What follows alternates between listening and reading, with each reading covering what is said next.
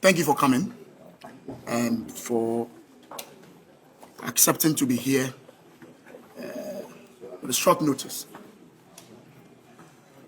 We all know what is happening in the country with regards to our power sector, and the minority would like to make a few statements in response to the Energy Minister's presser yesterday. I must state plainly and without qualification, Ghana's power crisis, the Dumsor that millions of Ghanaians have been enduring since January 2025, was not caused by any accident at Akosombo. It was caused by this government. The event of 23rd April are the latest and most dramatic symptom of a power sector left to decay under the NDC's incompetent stewardship. The Mahama government must not be permitted to use this incident as a convenient alibi for a crisis that predates it by more than a year. And the MPP minority will not allow that cynical rewriting of history to pass unchallenged. Let us be unequivocal about the timeline. Long before the event of 23rd April 2026, Ghanaians across every region of this country had been enduring persistent, unannounced, and devastating power outages. ECG had been issuing relentless emergency and maintenance schedules throughout April 2026. The ECG Director General had already issued public apologies for chronic power fluctuations, causing damage to household equipment and crippling small businesses. Communities were living in darkness, not for hours, but for days. Industries were hemorrhaging losses. Cold stores were warming. Hospitals were straining on generators. That was the reality of Ghana's power sector before any incident at Akosombo. That is the crisis this government owns, fully, entirely, and without excuse. On 19th April 2026, 4 days before the Akosombo incident, President Mahama stood before the Ghanaian people and declared, "The outages you are facing are not Dumsor." He described the disruptions as necessary steps to ensure a more reliable and stable power supply. The Ghanaian people did not believe him then. They do not believe him now. And the NPP minority will not allow this government to shelter its own incompetence behind the narrative of a single incident. We say to the president directly, the darkness Ghanaians are experiencing is not the product of 23rd April 2026.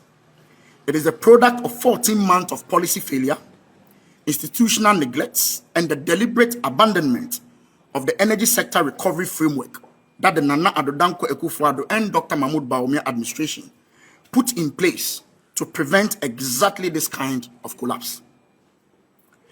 The government of President Akufo-Addo and Vice President Bawumia did not leave behind a broken sector without solutions. They left behind the Energy Sector Recovery Program, which we call the ESRP, a comprehensive, internationally agreed framework designed to address the financial and operational vulnerabilities of Ghana's electricity sector. The ESRP had been negotiated with the IMF as a structural benchmark under Ghana's extended credit facility.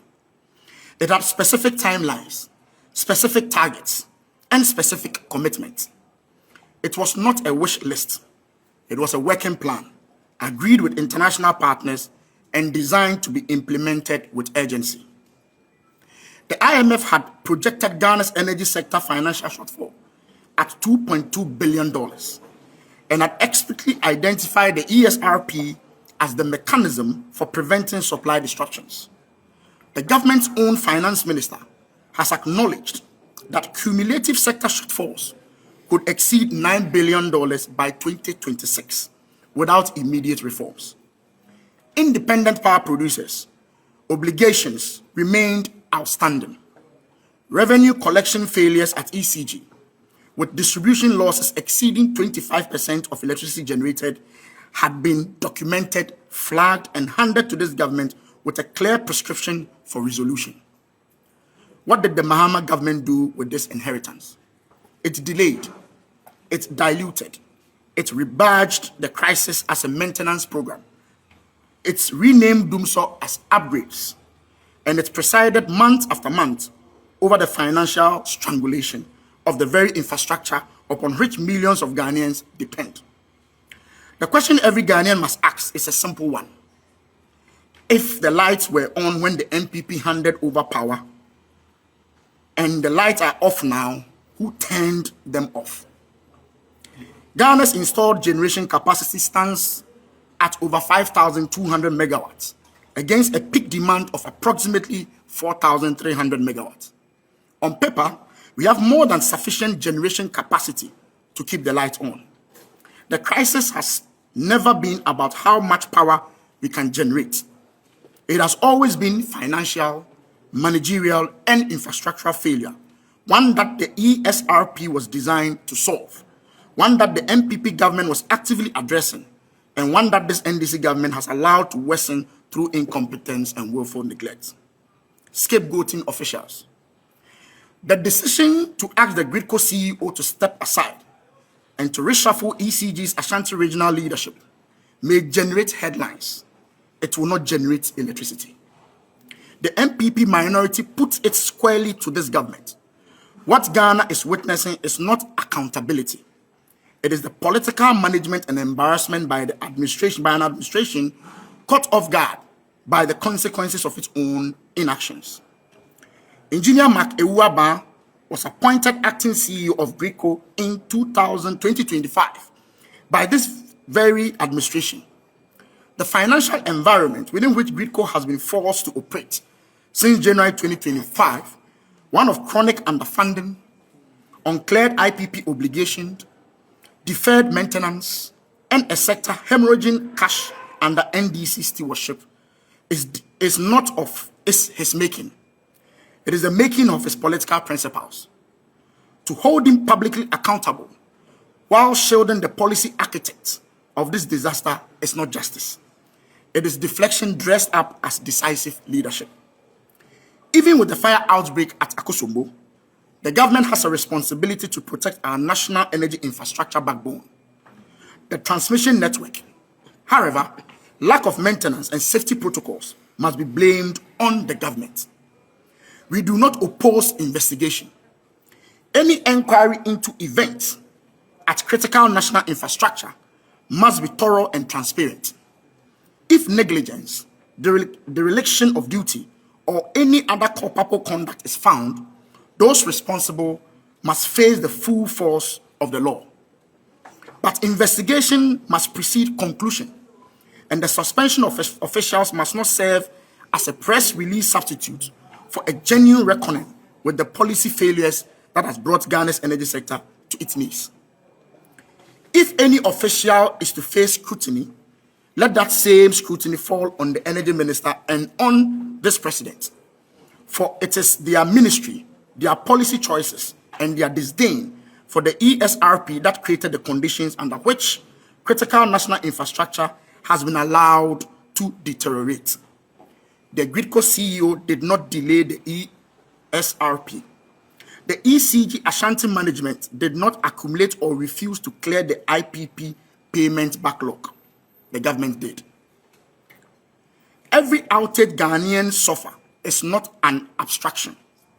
It is a factory that has stopped production, a cold store that has warmed and destroyed its inventory, a hospital ward running on a generator with uncertain fuel, a student who cannot study, a small business that has shuttered for another day, a family that has gone to bed in the dark again, and the wounded and wondered when their government will tell them the truth. We recall with horror the human cost of the NDC's Dumsor during President Mahama's first term. Oxygen-dependent deliveries interrupted, life-saving surgeries catastrophically disrupted when power was cut, industries crippled, agriculture devastated. The Institute of Statistical, Social, and Economic Research documented losses of at least $618 million in 2014 alone. We do not raise these figures to relitigate the past. We raise them because this is the same government, the same president, presiding over the same crisis with the same excuses and the same contempt for the suffering of the Ghanaian people. In 2015, President Mahama himself acknowledged to the German Chancellor Angela Merkel that he had been nicknamed Mr. Dumsor. He did not deny the crisis then. He cannot deny it now. The name has returned with its owner. The 1 Ghana cedi Dumsor levy. Ghanaians will recall that a special levy of 1 Ghana cedi per litre was imposed on fuel, expressly presented to the public as a dedicated mechanism to address the energy crisis. Citizens were asked to bear this additional financial burden at the pump, on top of the already crippling cost of living, with the assurance that the funds would be channeled directly into fixing the power sector. Ghanaians, as they so often do, complied. Yet, to this day, no report on this levy has been presented to Parliament. No public accounting has been made. No independent audit has been published. The Ministry of Energy and the Ministry of Finance have remained conspicuously silent on what should be a matter of the most basic public accountability. How much revenue has been collected under this levy since its introduction? Into which account or accounts have the funds been paid? What specific projects, interventions, or payments have been made from the funds collected? What is the current balance, if any, of the levy fund? These are questions that any responsible government must be able to answer without hesitation. We also know that the problems of the sector is not only technical, it is financial. The Ministry of Finance announced last year that it had cleared all the debts to IPPs. The government also credited itself with financial improvements at ECG. However, the data available to us is that government owes IPPs over $500 million and over $200 million to companies that supplied fuel for power generation. We call on the government to come clear on the financial situation in the sector, particularly after the imposition of the Dumsor levy.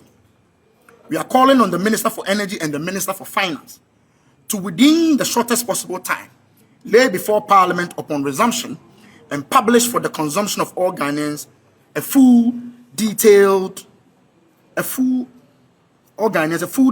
and independently verified report on the 1 Ghana cedi Dumsor levy, covering all collections made to date, all disbursements, and the outcomes of every expenditure.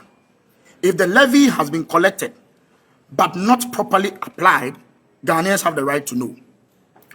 If it has been misappropriated, those responsible must be held accountable. We will not let this matter rest. Let me add that the Honorable Habib, First Deputy Minority Whip, will be filing an RTI on the energy sector levy.